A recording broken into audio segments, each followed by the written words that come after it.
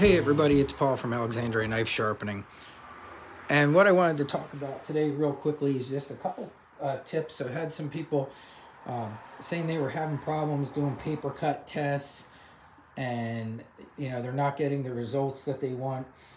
But there's a couple things I wanted to talk about when you're doing your paper cut tests. So there are some things that are important. It's important that you do them the same way all the time, and one of the most important things is the media that you're using. So I have mentioned many times my favorite thing to use is a Uline Catalog, and the reason I remembered this is that I wanted to do this video is because I just grabbed my new Uline Catalog because I used my old one up. Now Uline it's a great company, just so you know.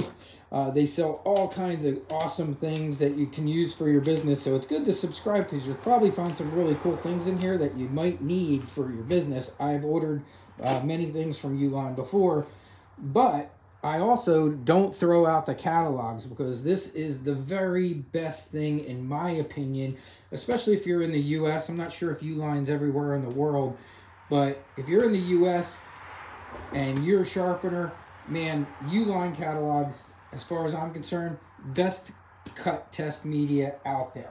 Now, I rip the cover off, and then what I'll do is I'll trim away on the side here. This is actually the first knife I ever bought. I was 16 years old. I bought this buck knife, and I used my old buck knife, and I will trim off the glue. And as I use it, I'll keep trimming it. And the reason I trim it is just so it makes it real easy. When I need a page, I can just pull it off and it's ready to go. Now, let me show you what's important. Now, the one thing you don't want to ever do is don't start your cut tests on the glue side, okay? Because you'll be like trying to get through the adhesive, and even though it may not even seem like it's there, trust me, it gets on there, and you never want to cut on the glue side. So always cut on the opposite side, and don't just do a slice test, okay? Now, yes, does this look cool? If you take there and you go like this, it looks very cool. But all you're doing there is velocity. You're using a lot of velocity, and the slicing test is actually the easiest of the cut tests.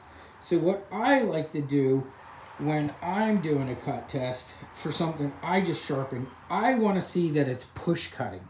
So the first thing I do is not fast, but actually slow. I like to make sure that the knife is push cutting through the media without slicing. You see this? Hopefully that's showing up well. And I'm turning the knife and angling the knife, and you can see it's push cutting right through there. Then what I'll do is when I have this edge, I will actually start on the edge, and I'm gonna push cut on different parts of the knife right down that media to see that that whole thing is good. And look at all those little push cuts. Then my last one I'll do is a slice test. But I also, like I said, I do it slow. I'm looking to feel for any nicks or chips that I might have missed. And if I get all that, I'm good to go.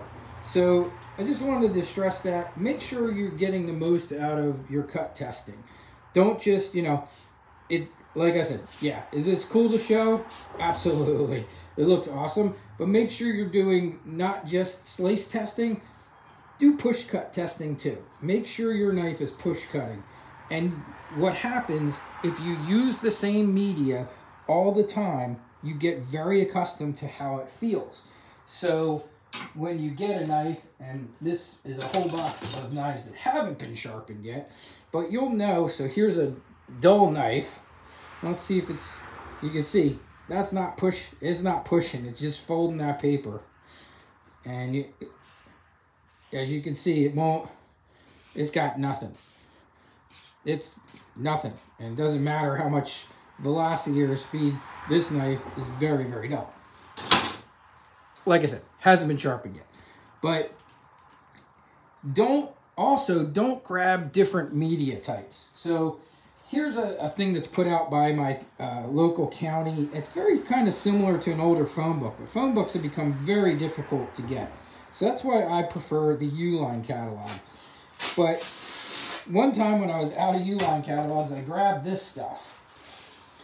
And the first thing I noticed was, wow, I mean, it felt totally different. Now, will it test? Sure. But you can see, I'm like, wow, this paper is not good. Like, I don't even like this paper. Now, it will slice test, as you can see, but it's just not a great quality paper.